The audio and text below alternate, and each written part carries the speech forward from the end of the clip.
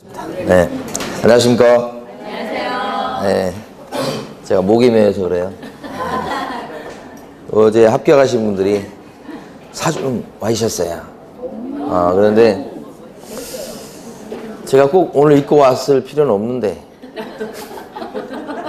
제가 착각을 했어요. 그래가지고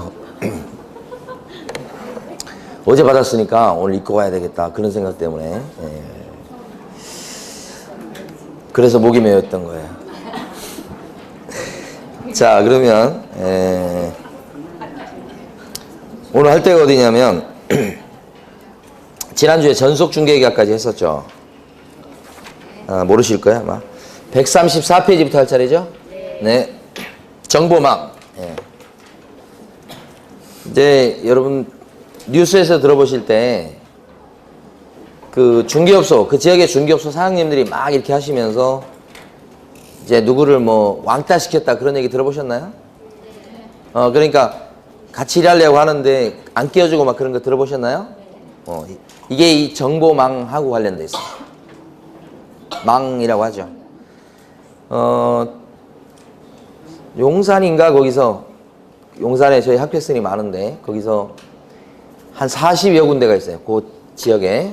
근데 한 분이 다른 가게였던 건데 그것을 갖다가 권리금 조금 주고 들어와가지고 중개사무실을 차린 거예요. 용산에서 중개사무실 하나 차리려면 권리금이 1억. 요즘은 1억 5천까지 들었습니다. 그러니까 그분은 그 망해 나간 거기에 딱 들어와서 중개사무실 오픈하니까 어떻게 해요? 만약에 이게 제대로 운영이 되면 권리금 한 1억을 번 거야. 그러니까 다른 부동산 사장 입장에서 봤을 때는 그것도 배 아프고, 또 만약에 같이 껴줘가지고 이렇게 하게 되면 자기들 영업에도 좀 문제가 있고 그러니까 왕따 시키는 거예요. 그 한 집만. 법 위반이에요 사실은 그게. 그런데도 이제 현장에서는 그렇게 하고, 그 다음에 이러한 정보망에 이제 예를 들어서 여러분이 오픈하셔서 가입하려고 하잖아요. 그러면 권리금을 달라고 그래. 근데 요즘은 비싸진 않아. 근데 이제 일반적으로 권리금이 없는 데가 있고, 있는 데는 아주 최소한의 권리금은 한 500 정도. 과거에 이제 분당 같은 경우는 그 권리금이, 망에 가입하는 권리금이 1억까지 갔었어요. 만약에 거기에 가입하지 않으면 일을 못 하니까요. 그게 망이에요. 정보망.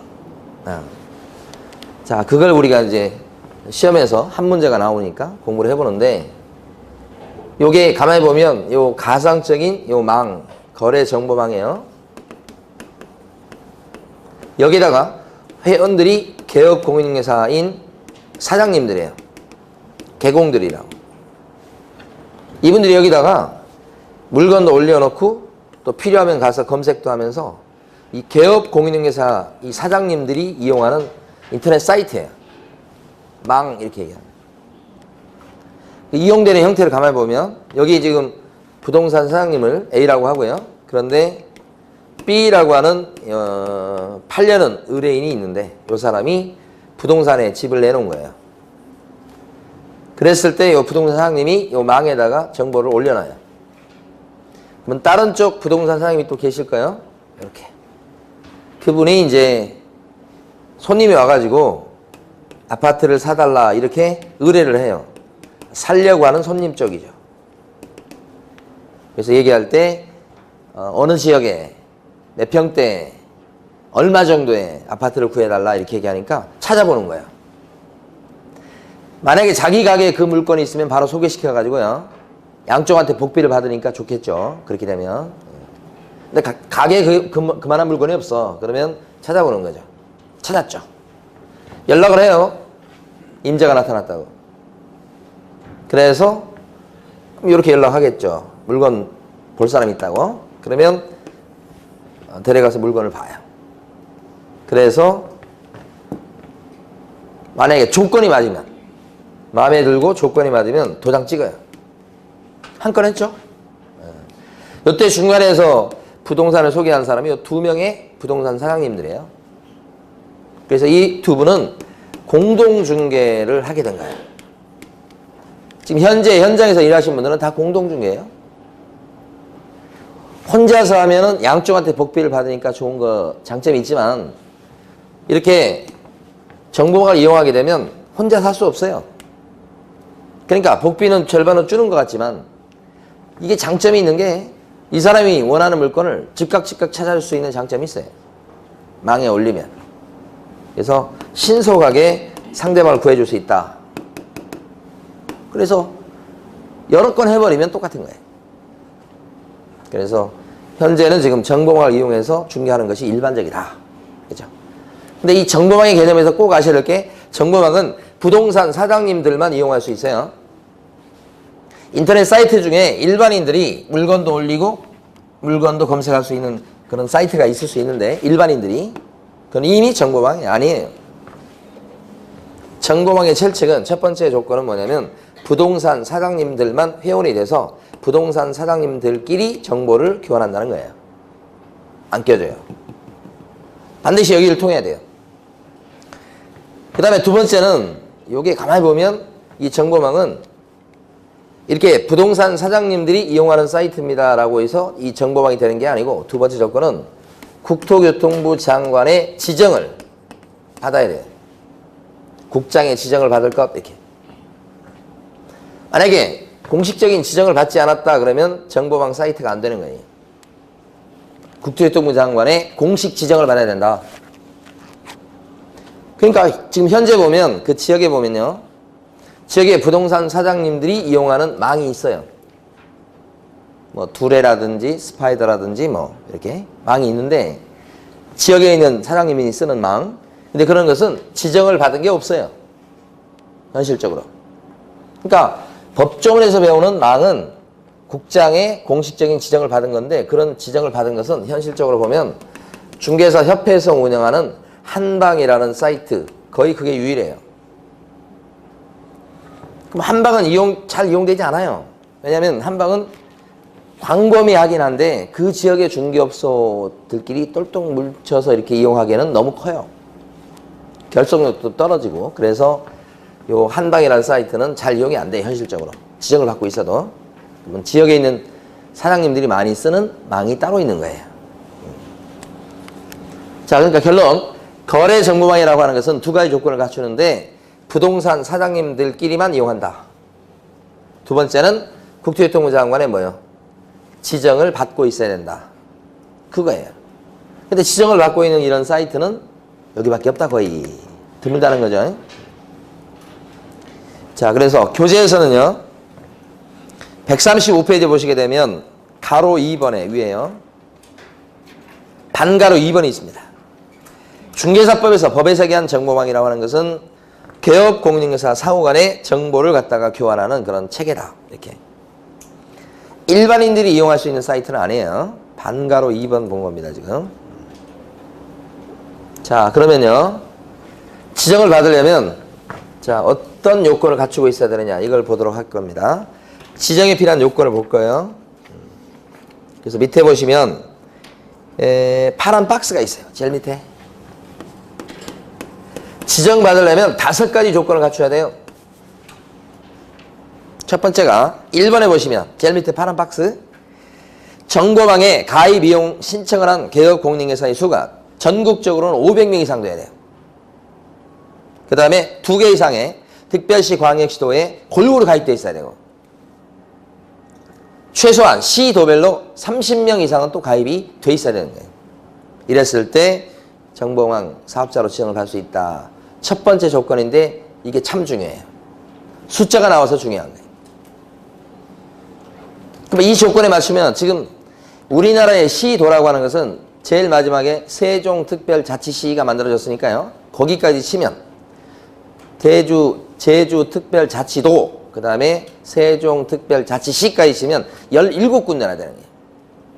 그 중에서 최소한 2군데 이상의 시도에 회원들이 가입되어 있어야 된다. 골고루 가입되어 있을 거 그런 얘기를 하는 거죠. 그러면 만약에 맞춰보세요. 서울에 300명 가입되어 있고 인천광역시 거기에 200명이 가입되어 있어. 경기도에는 1명도 가입이 안 돼 있어. 서울에 300, 인천에 200. 경기도는 1명도 없고 나머지도 없어. 자, 이러면 거래무 사업자로 지정을 받을 수 있을까요? 일단 전국적으로 봤을 때는 몇 명 이상 됐어요 지금? 500명 이상 됐잖아요.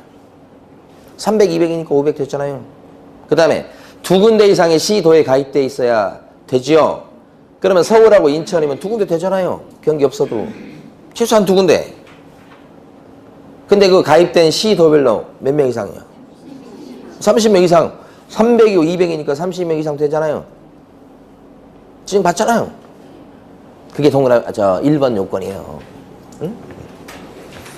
옛날에 비해서는 이 지정 요건이 굉장히 많이 줄어든 거예요. 뭐 옛날 제가 처음 강의했을 때만 해도 10군데 이상의 시도 막 그러고 그랬어요. 지금 많이 줄었죠. 자, 두 번째는요. 다음 페이지 가시면 정보 처리 기사 자격증 갖고 있는 사람 1명 이상이 필요해요. 그 다음에 3번 보면 공인 중에서 1명 이상을 확보할 것 이런 거예요. 이게 지금 부가통신 사업이긴 한데 부동산과 관련된 부가통신 사업이에요. 그래서 중개 자격증 갖고 있는 사람을 요구합니다. 그 정보망 사업체에서 일하고 있는 직원이 됐든 임원이 됐든 누구가 됐든 간 좋아요. 거기 임직원 중에 증 있는 사람이 1명 필요하다. 4번. 네 번째 조건은 뭐냐면 정보망 가입하는데 이 지장이 없을 정도의 컴퓨터 설비를 갖춰야 돼요. 그 컴퓨터 설비라고 하는 것은 이 서버 용량이 다수의 회원들이 동시에 접속해서 이용할 때 속도가 느려지거나 다운되거나 그러지 않아야 된다. 그 구체적 용량은 국장이 정하는 거예요. 그러니까 국토교통부 장관이 정하는 정도의 서버 용량이 됐을 때 지정을 받을 수 있다. 이런 거죠. 요게 네 번째. 근데 사실은 이제 아까 요건을 5가지라고 말씀드렸죠. 그게 앞쪽 페이지 하나 숨어 있어요. 135페이지 넘어오시고 밑에 가로 2번 지정 절차 중에서 반가로 1번 지정 요건 구비 첫 줄 보시면 지정을 받을 수 있는 자는 전기통신사업법 규정에 의한 부가통신사업자로서 이거예요. 일단은 부가통신사업자가 돼야지만 거래정보 사업자로 지정을 받을 수 있다 이런 얘기예요. 요거까지 치면 총 5가지 요건이에요. 부가통신사업자다 그런 것은 한국통신에서 회선을 끌어가지고 또 다른 서비스를 제공하면서 돈벌이 하고 있는 사람을 얘기하는 거예요. 부가통신사업자다 이렇게 얘기하는 거예요. 그래서 이렇게 5가지 요건. 자, 그 다음에요. 그러면 이제 지정 절차를 갖다가 볼 건데, 자, 칠판에서 보시면 이런 5가지 요건을 갖추면 지정 신청을 합니다. 지정해주는 사람이 아까 누구라고 그랬죠? 국장. 뭐 시정 신청을 갖다 누구한테 하겠어요? 당연히 국장한테 신청하는 겁니다. 지정 신청을 국장한테. 이때 신청할 수 있는 사람은 누구냐 그러면 신청할 수 있는 사람은 부가통신 사업자로서 아까 요 5가지 요건을 갖춘 사람이 신청할 수 있죠. 그랬을 때 돈을 내느냐와 관련해서 수수료를 내라는 소리가 없어요. 독특합니다. 일반적으로 봤을 때 사무실, 중개사무실을 차리기 위해서 등록 신청할 때도 수수료 내죠. 분사무소를 설치하기 위해서 설치 신고할 때도 수수료 냅니다. 요때는 내는 소리가 없어요. 특징이 있죠. 대신에 법에서 요구하는 구비 서류를 제출해야 되겠다. 이렇게 돼요. 제출 서류, 구비 서류. 이 구비 서류는 몇 개일 것 같아요? 몇 가지. 지정 요건을 갖췄어요 라고 하는 것을 입증하는 서류거든요. 그러면 지정 요건이 몇 가지니까? 5가지. 그럼 구비 서류도 몇 개일까요? 5가지 이렇게 되는 거예요. 그래서 밑에 있는 파란 박스 보시면 1번부터 5번까지 나와 있죠? 136페이지. 그래서 1번도 있고 2번도 있고 3번도 있고 4번도 있고 5번도 있는데 지금 단계에서는 4번 하나 보시고요. 4번 보시면 공인중개사 자격증 4번이라고 나와 있죠? 공인중개사 1명 이상 있어야 되잖아요. 그래서 자격증 소지자가 있다고 하는 걸 입증하는 겁니다. 이게 왜 중요한 의미가 있고 출제가 됐었냐면 일반적으로 등록 신청할 때 자격증 4번 냅니까? 등록 신청할 때 사무실 오픈할 때 안 내잖아요. 등록관청이 확인해보니까. 분사무소 설치 신고할 때도 책임자의 자격증 4번 내던가요? 안 내잖아요. 왜요? 등록관청이 시도의사한테 확인하니까. 그런데 그러면 사업자가 되겠다고 지정 신청할 때는 자격증 4번을 낸다고요. 그래서 특징이 있으니까 잘 기억해 주셔야 돼요. 자, 그러면 지정 신청이 있게 되면 이때 심사에서 지정을 해주는데 여기서 보실 게 지정 처분이잖아요. 자, 그러면 지정 신청이 있을 때 요 심사 기간이 며칠이냐? 여기 30일이에요. 그래서 지정에 필요한 요건을 갖추었다고 하는 것이 잘 입증이 됐다면 지정해줘요. 지정해준다고 하는 것은 지정 대장에 이름을 올리고 지정서를 주는 거예요. 그러면 지정된 거예요. 그러면 이 사람은 이미 정보망을 운영하는 거래정보 사업자가 된 것이에요. 사업자가 됐어요, 이미. 지정을 받아가지고, 이렇게.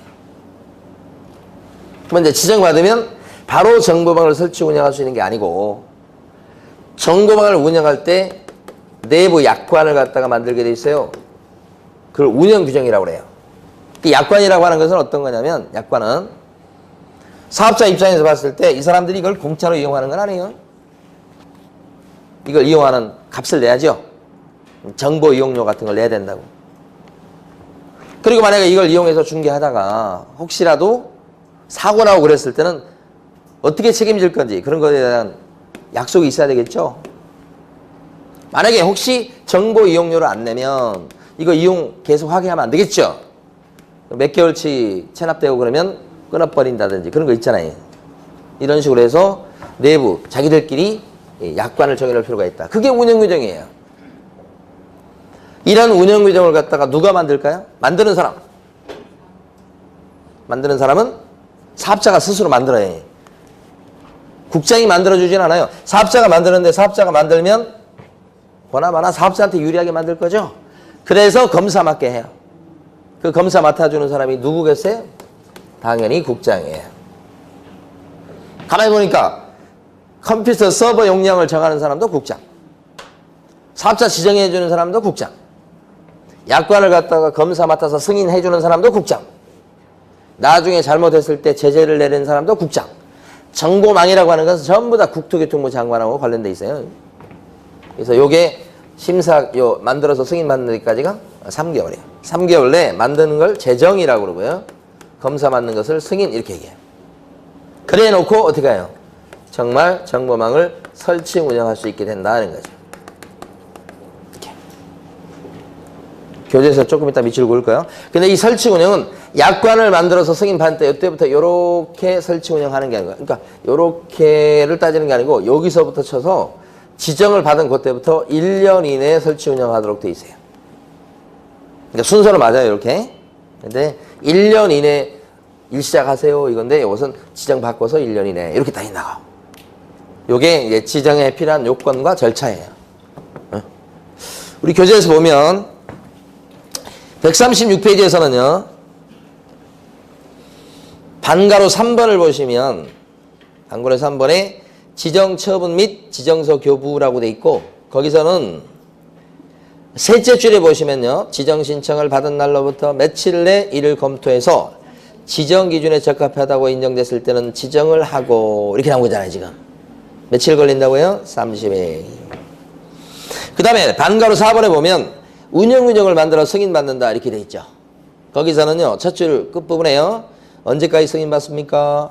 3개월 내 승인. 그 숫자 물어봅니다. 시험에서는. 그 다음에 오른쪽에요. 반가로 5번. 자, 수업 시간에 우리 밑줄 긋는 것만 밑줄 그으셔야 된다고 그랬습니다. 예. 반가로 5번에 보면 사업자로 지정을 받은 자는 정당한 사유 없다면 지정을 받은 때부터 언제까지 설치 운영해야 되겠다? 요 1년이죠. 예. 그런 숫자들 물어봅니다. 밑에 있는 박스 그림은 아까 제가 처음에 요 그림 요겁니다. 요거. 요 그림하고 똑같은 거니까.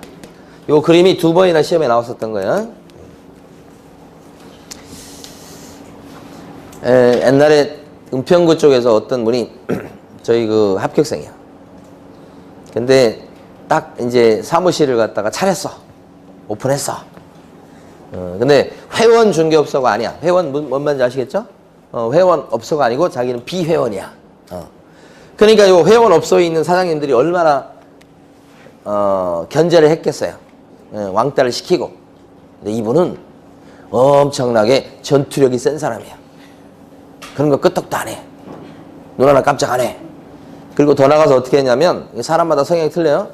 공정거래위원회에 가서 고발을 했어요. 자기 왕따 시킨다고. 갑이에요 지금. 왕따 당했어요. 조사 나왔어요. 나와가지고 이제 이 사람이 고발했기 때문에 이제 이런 데를 조사할 거 아니에요? 그래서 과징금 받았어요 전부 다. 대단하죠? 그래놓고 자기가 신고했다는 걸 다 알 텐데도 또 가요. 가가지고 또 뭐야 물건 같은 거 좀 이렇게 달라고 그러고 뭐 또 좀 부탁도 하고. 아 대단해요.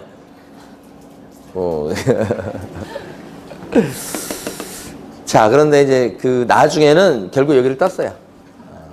아무래도 사이가 안 좋겠죠. 딴 데로 옮기셔서 저기 어디로 갔냐면 저기 은평 뉴타운 쪽으로 들어갔지. 들어갔는데 어쨌든 그런 분도 계시더라. 사람 성향에 따라 틀리는 거예요. 자 마지막으로 정리하고 넘어갈게. 여기 보면 요 정보망을 운영하는 요 사람이 거래정보 사업자예요. 이거 요건 운영하는 사람이에요. 사업자는 운영하는 사람.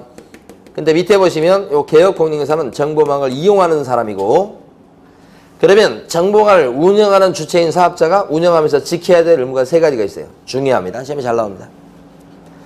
그 다음에 정보망을 이용하는 개업공인회사가 지켜야 될 의무가 두 가지가 있어요. 이렇게 여기 중에서 위에 게 잘 나와요. 자 위에 요거는요 일단 설명을 드려보시고 그 다음 밑줄 그을까요? 사업자는요 무조건 개업공인중개사인 회원이 준 정보만 올려야 됩니다. 그러니까 개업공인중개사가 아닌 일반 의뢰인들이 부탁을 했다고 해서 물건 올려주면 절대 안 돼요. 거래정보 사업자는 누구만 상대해야 됩니까? 부동산 사장님요. 이게 첫 번째 지켜야 될 철칙이에요. 두 번째는 부동산 거래정보 사업자는 개업공인중개사가 준 정보에 한해서 공개할 때 이것을 바꾸거나 내용을 막 왜곡시키거나 그러면 절대 안 돼. 그대로 올려줘야 돼. 그러니까 두 번째는 다르게 올리면 또 안 돼. 이 사람이 세 번째는 이거 정보망을 운영할 적에 요 사람을 차별하면 안 돼. 이런 사람을 똑같이 이용할 수 있도록 해야 돼. 차별하면 안 되겠다 하는 거죠. 요게 거래정보 사업자가 지켜야 될 세 가지 아주 중요한 의무. 그죠? 자, 밑에 있는 개업공인중개사가 지켜야 될 의무는 두 가지야. 하나는 뭐냐? 허위 매물을 올리면 안 돼. 올릴 때. 두 번째는 올렸다가 이것처럼 이 사람이 연락 와서 팔리잖아요. 이 올린 물건에 대해서 거래가 됐어요. 전세가 나갔어요. 그러면 어떻게 해야 되냐면 여기 개업공인중개사는 거래정보 사업자한테 그거 팔렸어요. 전세 나갔어요. 라고 거래가 된 사실을 통보해 주게 돼 있어요. 누가요? 부동산 사장님이. 그래서 더 이상 불필요한 정보가 유통되지 않도록 할 필요가 있다. 누구의 의무예요? 개공. 자, 밑줄 그어봅니다. 137페이지에서요. 제일 밑에 부분에 보시면 반가로 2번이 있습니다. 끝부분에. 동그라미 끝부분에 반가로 2번이 있고 동그라미 1번. 자, 거래정보 사업자는 개업공인중개사로부터 의뢰받은 중개대상물의 정보에 한해서 이를 정보망에 공개해야 되며, 누가 준 정보만 올리래요? 개공요. 의뢰받은 내용과 뭐예요? 다르게 공개하면 돼요? 안 돼요? 안 되고요. 자, 다음 페이지. 어떠한 방법이 됐든지 간에 개업공인중개사에 따라서 정보가 차별적으로 공개가 되도록 해서도 안 되겠습니다. 이렇게. 뭐 제재 같은 건 지금 단계에서는 볼 필요 없을 것 같아요. 자, 그 다음에 가로 2번 가보십니다. 가로 2번에 가면 밑에 가로 2번에 가시면 동그라미 1번 셋째 줄까지 밑줄 긋겠습니다. 개업공인중개사는 정보망에 중개대상물에 관한 정보를 거짓으로 공개해서는 안 되고, 공개한 중개대상물의 거래가 완성되었을 때는 정보를 갖다가 공개한 개업공인중개사는 그 사실을 거래가 돼버리면 완성되면 그때는 어떻게 하라고요? 지체 없이 사업자한테 알리라고 해요. 이게요 개업공인중개사의 의무다. 이렇게 보시면 되고요. 됐습니다. 이제 143페이지 가겠습니다.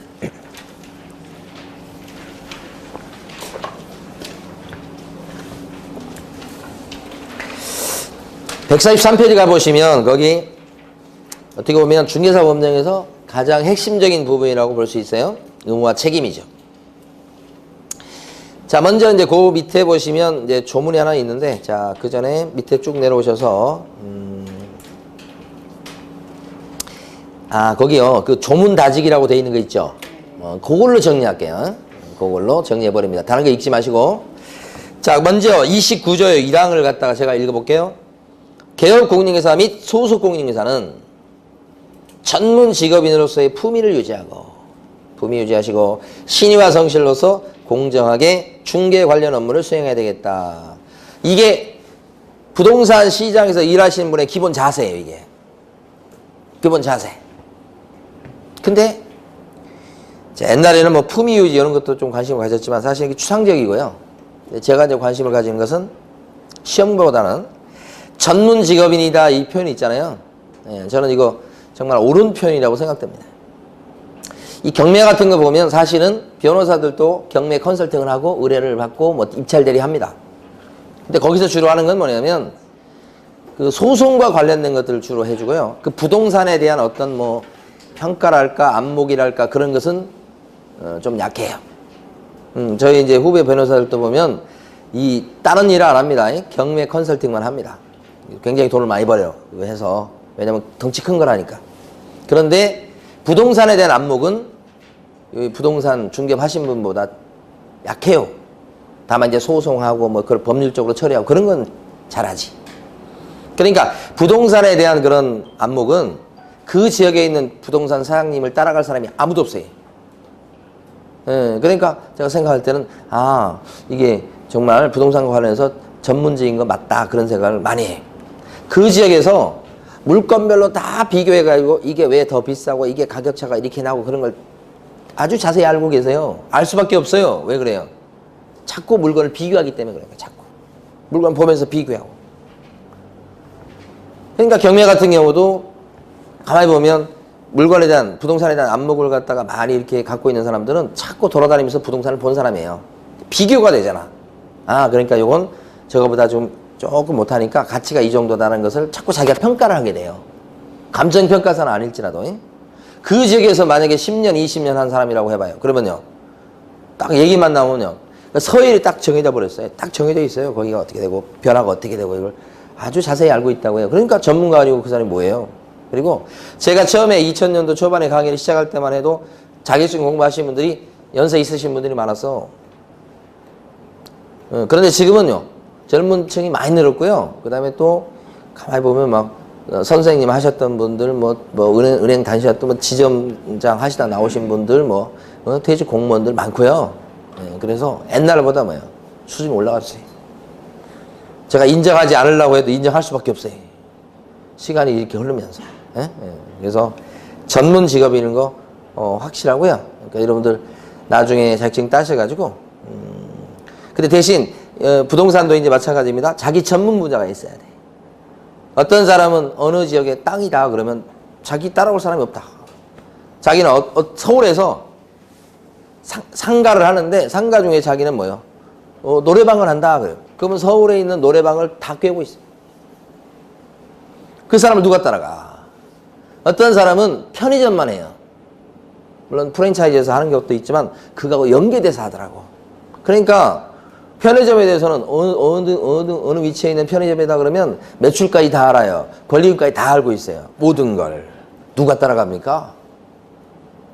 그런 자기 전문 분야를 갖춘다면 성공할 수 있다. 이렇게 봐요.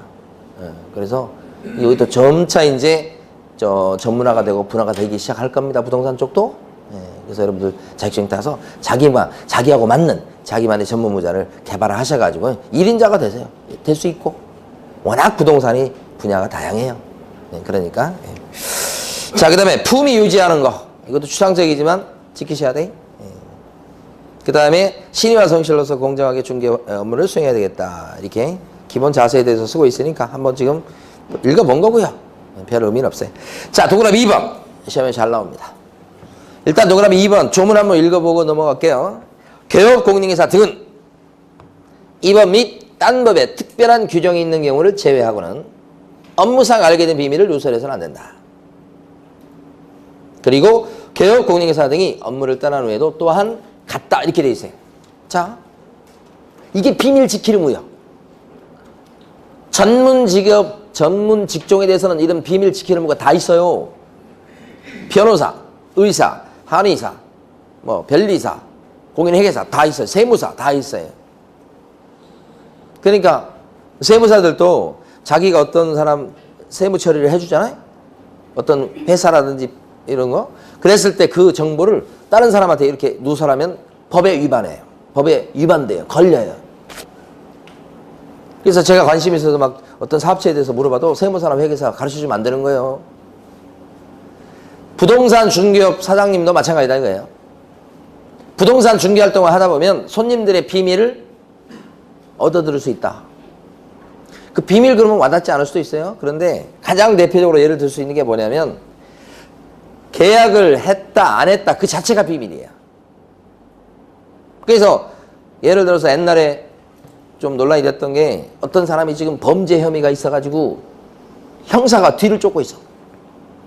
근데 형사가 이렇게 뒤를 쫓다 보니까 그 사람이 가끔씩 부동산을 자꾸 들러. 그 형사 궁금할 거 아니에요. 부동산을 가서 뭐 하는지. 그래서 형사가 와서 물어. 저 사람 여기 왜 오냐고. 이것 때문에 지금 자기가 뭐 하고 있다고 얘기하면서 지금 이제 그 부동산 사장님한테 이제 정보를 캐려고 하는 거지. 그리고 그 관련해서 계약을 했는지 안 했는지를 물어봐. 무슨 계약했는지 이럴 거예요. 그러면 이제 부동산 사장님은 그거에 대해서 형사니까 얘기해줘도 괜찮을까요? 안 되는 거예요, 이게. 영장이 있기 전까지는 안 되는 거예요. 영장 들고 와서 막 이렇게 압수해 가서 자기들이 떠들어 보는 건 모르겠는데 자발적으로 얘기해주면 여기에 걸려요. 그게 유권 해석이에요. 그러니까 가장 기본적인 게 그거고요. 계약을 했냐 안 했냐. 제가 옛날에 어떤 그 부동산 사장님하고 점심 식사할 일이 있어가지고 사무실 나와가지고 쭉 걸어가는데 식당까지 부동산 사장님이 제가 여쭤보지도 않았는데 제가 부동산님한테 얘기도 안 했는데 가시면서 그 동네에 있는 모든 부동산에 그리고 집안 내력에 대해서 저한테 다 브리핑을 해요. 이쪽 집은 큰아들이 지금 어쩌고저쩌고 하면서 재산이 많은데 큰아들이 지금 사고를 쳐가지고 이렇다 그러고 여기 가면 또 저기는 재산은 좀 있긴 한데 부부지간에 어쩌고저쩌고 막 그러면 저한테 막 얘기해줘. 묻지도 않았는데도 제가 심심해 할까봐 그런가. 그 얘기해주면 안 된다는 거예요. 그게 이제 문제가 돼서 형사처벌 받는 사람은 아직까지 본 적은 없어. 그렇지만 이건 이해를 하시라는 거지. 근데 이러한 비밀을 갖다가 누가 지켜줘야 될까요? 누가? 부동산 사장님만 지키는 것일까요? 보증으로 일하는 사람은 비밀을 얻어들을 수 없을까요? 보존도 마찬가지죠. 그래서 첫 줄에 보면 누가 비밀을 지키라고 써져 있냐면 개업, 공인인증사, 등자가 중요해요. 거기서. 소공도 비밀 지켜야 돼. 보존도 비밀 지켜야 돼. 임원사원도 다 비밀 지켜야 된다는 얘기죠. 근데 이러한 비밀을 갖다가 100% 언제나 항상 꼭 지켜야 되느냐. 그건 또 아니야. 일부 예외가 있어요. 응? 그 예외가 그 뒤쪽에 보면 나오잖아요. 바로 뒤에 이법 및 다른 법에 특별한 규정이 있는 경우는 제외한다고 돼 있잖아. 그러니까 비밀을 누설해도 괜찮은 경우가 있죠. 지금 방금 우리 종문 읽고 있어요. 뒷페이지 넘어가면 안 돼. 지금 아직도 종문 안 끝났어. 지금. 응? 어떤 경우냐. 가장 대표적인 사례가 시험에 나왔던 사례가 뭐냐면 물건의 하자예요. 어떤 사람이 빌라를 팔아달라고 내놨어. 그러면 그 빌라가 관련해서 보니까 누수 부분이 있어. 그러면 그 빌라 살려는 사람한테 이 빌라는 저기 작은 방 쪽에 누수 부분이 있다. 뭐 이렇게 이 얘기를 해줘야 되잖아. 아니에요? 그게 좀 이따 배울 설명음이에요. 그럼 얘기를 해주는데 그 자기 빌라 내놓은 사람 입장에서 봤을 때는 자기 집이 누수가 있다는 것은 비밀일까 아닐까? 비밀이에요. 비밀이라는 건 딴 거 없어요. 남한테 알려지면 자기한테 불리한 게 다 비밀인 거예요. 그러니까 저 같은 경우에도 몸무게가 몇 킬로냐 이런 물어보면 대답 안 합니다. 비밀이니까. 저희 둘째 놈 같은 경우는 저 보기만 하면 저희 집에 체중계가 있어요. 보기만 하면 한번 올라가 보라고 막 떠밀어요. 절대 안 올라갑니다. 저희 집 사람도요. 가끔씩은요. 몇 킬로냐고 물어봐. 지금까지 한 번도 얘기해 준 적이 없어요. 알려지면 불리하니까요. 왜요? 밤늦게 뭘 못 먹게 하잖아요. 그래서 얼마 안 돼 이렇게 하죠. 그게 비밀이에요. 별것도 아니에요. 그 비밀. 근데 그 비밀을 아까 그 물건의 하자 같은 것은 얘기해 주는 것보다 더 앞서는 거야. 얘기해 줬다고 그래가지고 그걸 비밀 누설죄로 잡아다 처벌하면 되겠어요? 그게 부동산 사장님의 본연의 업무인데? 그러니까 그런 예외는 있다. 세 번째, 언제까지 비밀을 지켜줘야 되냐? 이것도 이제 의미가 있지. 언제까지 비밀을 지켜야 됩니까? 거기 보면 둘째 줄 끝부분에 업무를 떠난 후에도 또한 같다고 했으니까 중개업을 관둔 뒤에일지라도 입을 다물어줘야 된다는 거죠. 죽을 때까지. 응? 죽을 때까지란 말하고 똑같은 거예요, 그게. 예? 평생, 그죠? 근데 이게 비밀 지키는 게 얼마나 어렵습니까? 그죠? 입이 근질근질 해가지고. 변호사들도 비밀 지켜야 되거든요. 근데 변호사들이 사생활에 대한 얘기를 해주는 걸 되게 많이 들었어요. 유명한 사람들 있잖아. 그러면 그 사람, 자기 손님 중에, 고객 중에 유명한 뭐 배우가 있다, 탤런트가 있다. 응? 그 형이 이혼 전문 변호사야. 지금 이제 깜빵에 가 있지. 뉴스에 나오고 막 그랬어요. 처음에 이혼 전문 변호사로 떴어.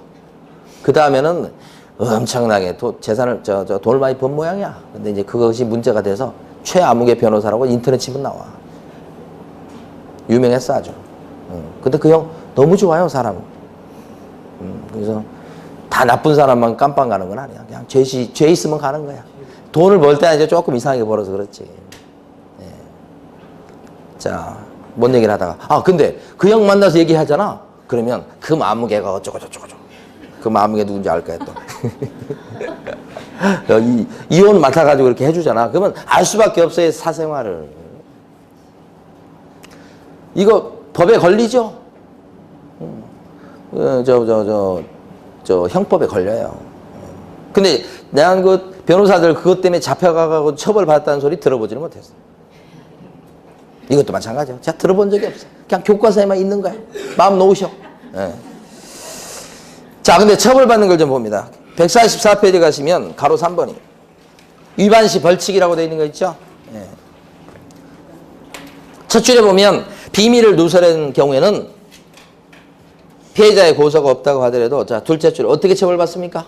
1년 이하의 징역이나 1천만 원의 벌금으로 처벌받습니다. 그 얘기야. 형량을 잘 물어봐요, 사실은 이건. 자, 그리고 그 둘째 줄 끝에 다만 피해자의 명시한 의사에 관해서는 벌할 수 없다라고 돼 있죠.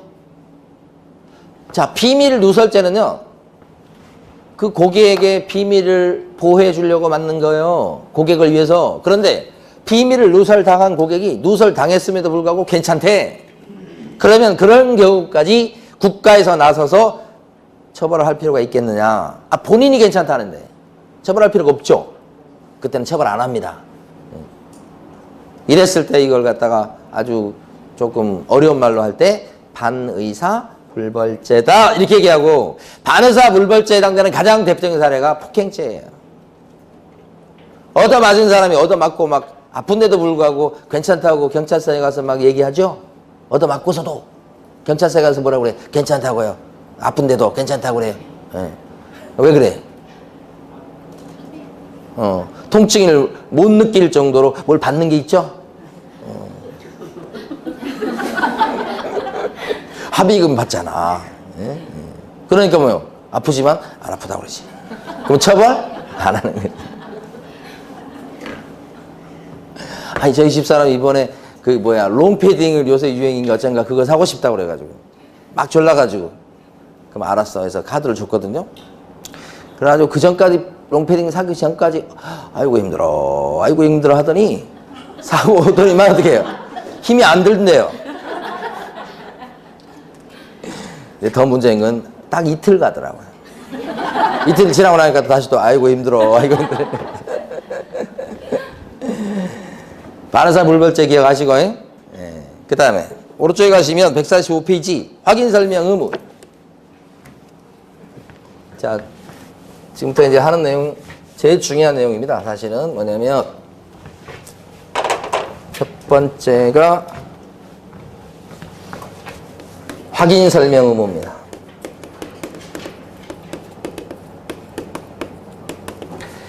자, 물건이 이렇다 저렇다 설명해 주는 거고, 이거 설명했을 때는, 자, 두 번째는 뭐냐면 증거 남기셔야 됩니다. 그게 확인 설명서를 갖다가 적어주는 겁니다. 작성해서 교부하고 보존하는 겁니다. 그 다음에 중요한 업무가 또 하나 더 있어요. 그게 뭐가 있냐면 계약서 써주는 겁니다. 거래계약서. 매매나 임대차 계약서 써주는 걸 거래계약서다 이렇게 얘기합니다. 그러니까 지금 보니까 제가 3번이라고 쓸게요.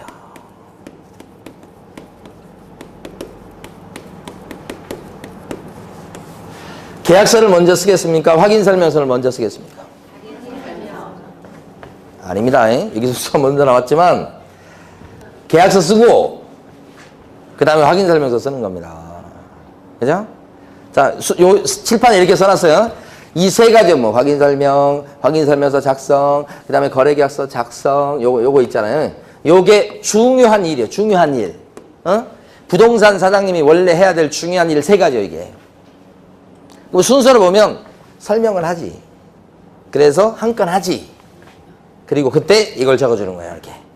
순서가 그렇게 되는 거예요. 계약서를 먼저 쓰죠. 사실은. 번호를 이렇게 붙여놨어도. 그러면 여기서 확인 설명 의무부터 이렇게 볼 거예요. 자, 그때 확인 설명은요. 자, 한번 읽어보고. 교재는 146페이지로 넘어가 보세요. 그 위에 가로 1번에 반가로 1번 첫째 줄부터 자, 넷째 줄까지 밑줄 긋겠습니다. 제가 읽어보면서요. 개업공인인계사는 나왔죠. 중개 의뢰를 받은 경우, 그래서 중개 완성되기 전에 중개 대상물의 종류나 소재지, 면적, 권리관계 등에 관한 사항을 확인해서 이것을 당해 중개사물에 관한 권리를 취득하고자 하는 중개 의뢰인에게 어떻게 하라고요? 성실 정확하게 설명하고, 토지 대장 등본 또는 부동산 종합증명서, 등기사항 증명서 등 설명의 근거 자료를 제시해야 되겠다. 여기까지. 그죠? 이게 확인 설명입니다. 이걸 보시면서 여러분들이 몇 가지를 답을 해보셔야 돼. 확인 설명은 누가 해야 된다고 써져 있습니까? 누구 보고 확인 설명해라 이렇게 돼 있어요. 법이 첫 줄에요. 개업 공인인계사는 이렇게 돼 있죠. 그러니까 부동산 사장님이 해야 될 일이에요. 개공요. 그러면 소공은요. 지금 법정을 보니까 소공 보고 설명해라 그런 얘기 있나요, 없나요? 없어요, 여러분. 그러니까 소공은 설명할 의무는 없어요. 근데 소공은 우리 용어에 공부할 때 보면 중개 업무를 봐줄 수는 있죠. 중개 업무가 요 세 가지예요. 그러니까 소공이 확인 설명을 해줄 수는 있으나 의무는 아니다 이 말이야. 잘 구별하셔야 돼. 개공은 설명해줘야 되고, 그죠? 할 수도 있는 사람이고 해줄 의무까지 있는 사람이에요. 여기는요. 의무는 없지만 대신해서 설명을 해줄 수는 있다. 중개보조는 어떤 사람 같아요? 설명해줄 의무는 당연히 없고 그 다음에 이런 중개 업무를 봐줄 수도 없는 사람이죠. 그러니까 이 사람은 확인 설명하면 안 돼. 근데 현장에 가면 중개보조원 자격증 없으신 분들이 막 이 집은 대출이 얼마께 있고요. 그 다음에 이런 막 설명해버리죠. 다 법위반이야. 사실은 법위반인데 어쨌든 다 뭐 넘어가지요 뭐 사실은. 근데 하여간 시험 보실 때는 구별하시고. 자, 두 번째, 언제 확인 설명해라 이렇게 돼 있습니까? 법이 언제 설명해라고요? 의뢰를 받고, 첫 줄 나오죠. 의뢰 받고 언제요? 중개가 완성되기 전이요. 그죠? 중개 완성이 뭡니까? 중개 완성. 중개 완성이 뭔가요? 중개 완성. 요거. 우리 지난주에 한 것 같은데, 중개계약 하면서 그림 그려가면서, 그쵸? 중개 완성 그러면 매매나 임대차 계약, 교환 계약이 체결되는 거. 계약 체결이 중개 완성이에요. 그럼 계약서 쓰기 전에 설명해라 이 말이죠? 그게 맞겠죠? 계약서 쓰기 전에 설명해야 되겠죠? 계약서 다 쓰고 나서 이 집은 빚더미예요 이러면 안 되잖아. 계약서 쓰기 전.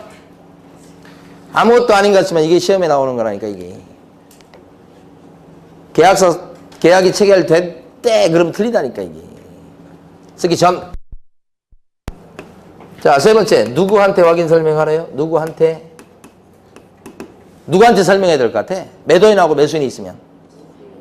매도인과 매수인이 있으면 여러분들이 지금 부동산 사장님이야. 누구한테 설명해야 돼? 매도인한테 설명한다고요? 매수인. 제가 귀가 이상하네. 누구한테요? 취득의뢰인, 그죠? 매수인한테. 임대차 계약일 때는요. 임차인한테. 대출 얼마 있다 설명해야죠, 그죠? 응? 이렇게. 자, 네 번째. 무엇을 설명할까요? 그랬더니 우리 지금 방금 전에 읽은 데 보니까 뭐 소재 뭐 이런 거 쭉 나와 있죠? 이게 확인 설명사항이에요. 이 확인 설명사항이 총 9가지예요. 우리 이거 조금 이따 보도록 합니다. 근데 중요합니다. 여기. 자, 노랗게 별표 친 데가 중요한 겁니다. 확인 설명사항 9가지 좀 이따 볼 거예요. 자, 마지막 5번째. 여기까지 보고 쉬도록 할 건데, 어떻게 확인 설명하라고 지금 방금 전에 읽은 데서 나와 있나요? 어떻게 설명하시라? 거짓말하지 말고 성실 정확하게 설명하라고 돼 있죠? 근데 이때 설명할 때는 자, 설명한 내용을 뒷받침할 수 있는 근거 자료를 뭐 해가면서 설명하시라? 보여줘가면서 설명하세요. 이렇게 하는 거죠. 그러니까 이게 어떤 의미냐면, 이것도 중요합니다. 어떤 의미냐면, 이 집이 대출이 2억 껴 있어요. 그러면 말로만 할 게 아니고 등기사항 증명서를 보여주면서 대출이 2억 있어요. 라고 설명. 물건 소개할 때 이 집은 아파트인데 전용 면적이 84제곱미터예요. 라고 건축물 대장을 보여주면서 설명. 이렇게 하는 거예요.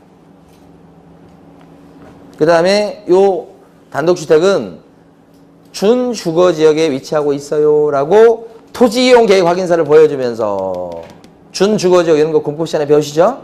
준주거지역에 위치하고 있어요. 이렇게 한다. 보여주면서 설명해라. 말로만 하지 말고 그 뜻이죠. 이게 제시죠. 제시. 방법이죠? 이렇게. 자, 세 군데 중요한 거 별표했고요. 자, 쉬었다가 요것을 이제 요것을 좀 더 해보도록 하겠습니다.